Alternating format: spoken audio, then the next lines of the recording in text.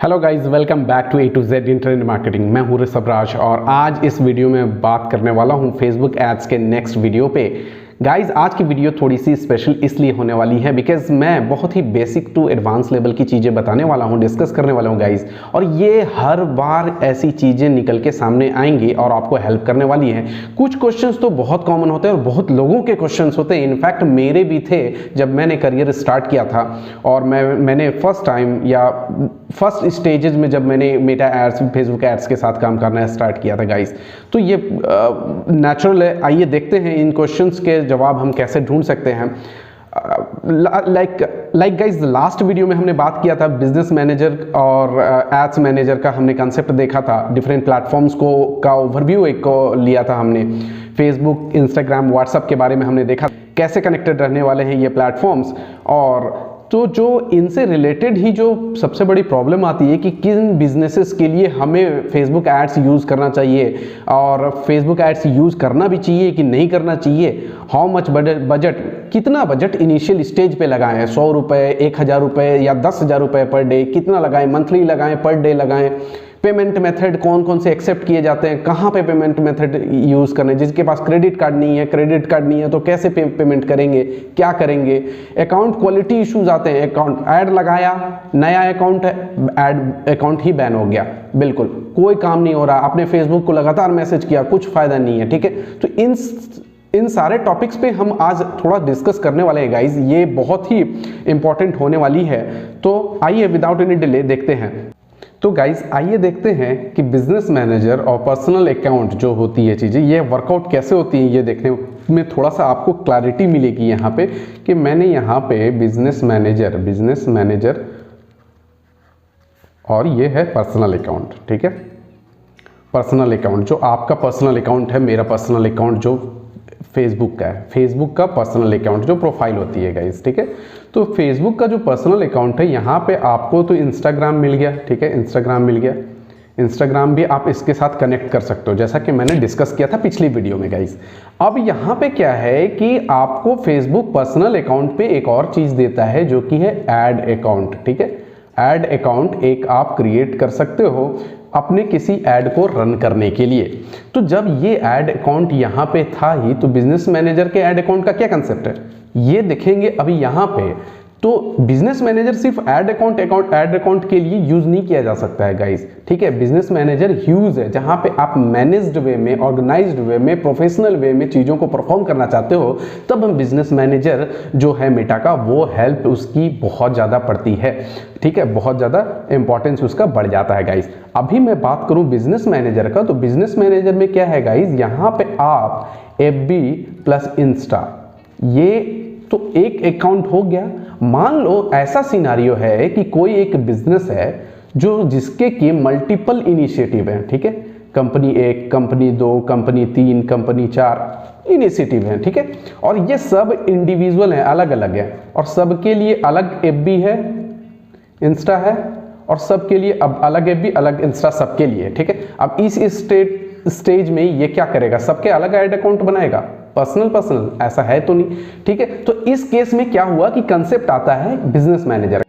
यहाँ पे गाइस आप मल्टीपल बिजनेसेस के फेसबुक और इंस्टा को कनेक्ट कर सकते हो एक साथ, राइट। अब यहाँ पे क्या है कि सबका जो ऐड अकाउंट होगा वो भी आप कनेक्ट कर पाओगे। तो बिजनेस मैनेजर बेसिकली क्या हुआ कि फेसबुक, इंस्टाग्राम और ऐड अकाउंट्स ये आपने कनेक्ट कर दिए सबके, ठीक है। अब ये जो हो गया बिजनेस मैनेजर का कंसेप्ट, यहाँ पर अभी अब थोड़ा क्लैरिटी मिल रही होगी। अब यहाँ पे गाइस क्या होता है कि जब बिजनेस मैनेजर आप क्रिएट कर लेते हो, तो यहाँ पे आप जो पिक्सल होता है, मेटा पिक्सल या डेटा सेट, अब डेटा सेट हो चुका है गाइस। तो डेटा सेट भी जो होता है यहाँ पे डेटा कलेक्ट करने के लिए, सपोज आप ट्रैफिक लैंड करवा रहे हो अपने किसी लैंडिंग पेज पे या वेबसाइट पे, तब आपको कैसे पता चलेगा कि जो हमने ट्रैफिक भेजा है अपनी वेबसाइट पे वो परफॉर्म कैसा कर रही है भाई, और ये चीजें वर्कआउट कैसे हो रही है, हमारे पैसे खर्च हो रहे हैं। आपके क्लाइंट का अगर बिजनेस रन कर रहे हो, एड रन कर रहे हो, तो वहां पे पैसे खर्च हो रहे हैं, ऑब्वियस सी बात है। तो वहां पे आपकी रिस्पॉन्सिबिलिटी बन जाती है कि आप डेटा को रिकॉर्ड करो। वहां पे पिक्सल्स का कंसेप्ट आ जाता है, डेटा सेट का कंसेप्ट आ जाता है गाइस। तो वो भी आपको बिजनेस मैनेजर में एक प्लेस पे हैंडल आउट करना ईजी हो जाता है, ठीक है। तो बिजनेस मैनेजर एक पर्टिकुलर सिर्फ ऐड अकाउंट या फेसबुक और इंस्टाग्राम कनेक्टिविटी के लिए ही यूज नहीं किया जा सकता, मल्टीपल चीजें हैं परफॉर्म करने के लिए, तब बिजनेस मैनेजर का कंसेप्ट आता है। तो ये मोटा मोटा चीज समझ में आ गया होगा आपको, ठीक है। Coming to the next question guys, for which business type platform को चूज करना है मेटा प्लेटफॉर्म। देखो मेटा प्लेटफॉर्म जो है गाइस, ये आप किसी भी बिजनेसेस के लिए आप अप्लाई करके टेस्ट कर सकते हो। ए/बी स्प्लिट टेस्टिंग होती है ना डिजिटल मार्केटिंग में, तो टेस्ट कर सकते हो। आप पहले से नहीं बता सकते हो कि ये प्लेटफॉर्म पर्टिकुलरली वर्कआउट नहीं होने वाला, लेकिन हाँ कुछ निशेज हैं जहां पे मैं या आप जब आप रन करने लगते हो डिजिटल मार्केटिंग कैंपेन्स ओवरऑल, या एसईओ का कैंपेन्स आपने रन किया, या फॉर एग्जांपल आपने ईमेल मार्केटिंग कैंपेन रन किया, तो आपको एक आइडिया पता चल जाता है प्री-बिल्ट कि जो आपके जो ऑडियंसेस हैं, ऑडियंस मतलब जिनको हम एडवर्टाइज जहां पे हम लगा रहे हैं, जो हमारे कस्टमर्स हो सकते हैं, ठीक है, वुड बी कस्टमर हमारे बिजनेस से रिलेटेड, तो वो ऑडियंसेस हैं कहां, ठीक है, ये सबसे मैटर करता है। ऑडियंसेस मतलब कौन है, मेल हैं, फीमेल हैं, कौन है, उनका एज क्या है, ठीक है, वो उनकी जो मैक्सिमम जो उनका कौन से प्लेटफॉर्म को यूज करते हैं, ठीक है। तो ये जो डेटा है आपके पास, डेटा बेसिकली इनका और आपके ऑडियंस का डेटा आपके पास अगर है तो आपको पता चल जाएगा कि उस ऑडियंस का नेचर क्या है। अच्छा मैं ऐसा बोलूं कि एजुकेशन नीश है, ठीक है, एजुकेशन की मेरा कोई इंस्टीट्यूट है फॉर एग्जांपल, मैं यहाँ पे मेटा रन करना चाहूंगा। अगर आप ये बोलोगे कि सर मेरे जो है मैं चाहता हूं कि कोई लाइक 12th का एडमिशन होने वाला है, उसके लिए मैं कैंपेन चलाना चाहता हूं, एक एड कैंपेन, तो 12th का जो डिसीजन मेकर है, 12th के जो बच्चे होते हैं, वो आपके ऐड को देख के परफॉर्म, आपको लगता है कि वो ऐड देख के आपके ऐड को देखने के बाद एजुकेशन में एडमिशन लेंगे, यानी कि आपका जो गोल है ऐड का वो फुलफिल होगा, एडमिशंस होंगे उसके देख के। तो अगर लग रहा है बिल्कुल, तो ये डिसीजन मेकर्स पे डिपेंड करता है कि आप ऑडियंसेस का रिटेंशन कहाँ पे है और ऑडियंसेस किस तरह के हैं, ठीक है, क्या वो डिसीजन मेकर हैं। अगर मैं यही चीज, यही ऐड अगर बोलूं कि रियल एस्टेट का ऐड है, रियल एस्टेट का है, ठीक है, रियल एस्टेट का ऐड है, और ये 12th क्लास बच्चे को दिखाऊं तो क्या में सेंस बनता है, नहीं बनता, बिकॉज वो डिसीजन मेकर ही नहीं है गाइस, राइट। हाँ उनके पेरेंट्स को अगर हम दिखाते हैं या ऐसे बंदे को दिखाते हैं जो 30 से 60 प्लस के हैं, और ये भी इंपॉर्टेंट रहेगा गाइस कि वो इंस्टाग्राम पे या फेसबुक पे ये यहाँ पे हैं या नहीं है, ठीक है, और हैं तो किस प्लेटफॉर्म पे हैं ज्यादा, इंस्टाग्राम पे हैं या फेसबुक पे हैं। अगर मैं ऐसा बोलूं गाइस कि अभी अगर मैं बोलूं कि इंस्टाग्राम पे यूथ ज्यादा है, अगर मैं यूथ ज्यादा बोल रहा हूं तो यूथ मतलब जैसे कोई फैशन इंडस्ट्री है, ठीक है, तो वहां पे यूथ कौन, फैशन इंडस्ट्री से सबसे ज्यादा इंटरेक्शन जो होता है वो कौन होता है, यूथ होता है, ठीक है। तो यूथ का जो हो गया, जो डिसीजन मेकर्स भी, ऑल्सो कीप इन माइंड कि डिसीजन मेकर्स भी है। अगर मैं 400 रुपए का प्रोडक्ट परचेज करवा रहा हूं किसी से,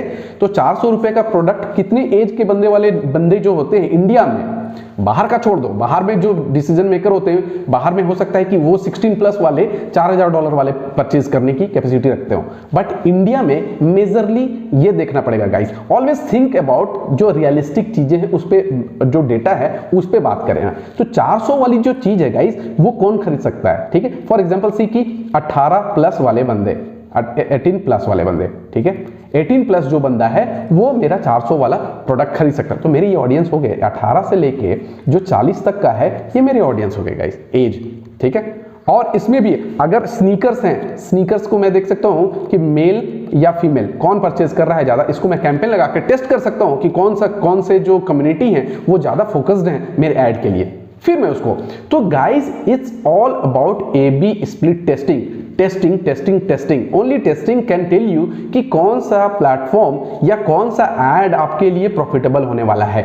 सर कितने दिन में पता चल जाएगा, ये आपको लगाने पर पता चलेगा कि आपका डेटा कितना स्पीडली आ रहा है या डेटा कितने दिन में आ रहा है गाइस। तो ऐसा कुछ नहीं रहता है। जैसे सेकेंड क्वेश्चन की मैं बात करूं अगर, तो ये है कि how much budget, same coming to the point कि हाउ मच बजट भी जैसा मैंने बताया, अभी चीजें थोड़ी सी क्लैरिटी मिल रही होंगी गाइस कि बजट जो है ये किस बेसिस पे डिसाइड कर सकते हैं, ठीक है। बजट बहुत सारी चीजों पे डिसाइड हो सकता है कि आपका 400 रुपए वाला प्रोडक्ट पे आपका जो बजट रहेगा वो उसका ऑडियंस साइज क्या है, ठीक है, ऑडियंस साइज है। तो मेरा सजेशन रहेगा गाइस कि मोटा मोटा आप मिनिमम बजट से स्टार्ट कर सकते हो। से मैंने कहा कि दिल्ली में ही सिर्फ एक कैंपेन लगाना है गाइस, और जिसका प्रोडक्ट का प्राइस है 400 रुपये। और मैं ऐसा बोला कि वो प्रोडक्ट जो है वो है क्या, हैंड बैग्स, ठीक है, हैंड बैग्स किसके लिए, फीमेल के लिए। फीमेल के लिए हैंड बैग्स हैं जो 400 रुपए का वर्थ है, 400 से 400 रुपए का कोई प्रोडक्ट है, ठीक है, उसको दिल्ली में करना है। तो आपके पास आप पहले क्या लगाओगे कि दिल्ली का लोकेशन है, फिर 400 रुपए का प्रोडक्ट है, तो उसके हिसाब से आपको कितने क्लिक्स चाहिए गाइस, कैंपेन में कितने क्लिक्स चाहिए, एक मोटा मोटा आइडिया लगेगा आपको। तो अभी जब आपके कैंपेन नहीं चलाया है तो आपको आइडिया नहीं लगेगा। इनिशियल स्टेज पे जब आप A/B स्प्लिट टेस्टिंग कर लोगे तो आपको कुछ दिन के बाद डेटा जब मिल जाएगा, तो डेटा मिलने के बाद आपको पता चल जाएगा कि मोटा मोटा कितना कॉस्ट आ रहा है एक क्लिक का, या एक लीड का कितना कॉस्ट आ रहा है, या एक सेल का कितना कॉस्ट आ रहा है।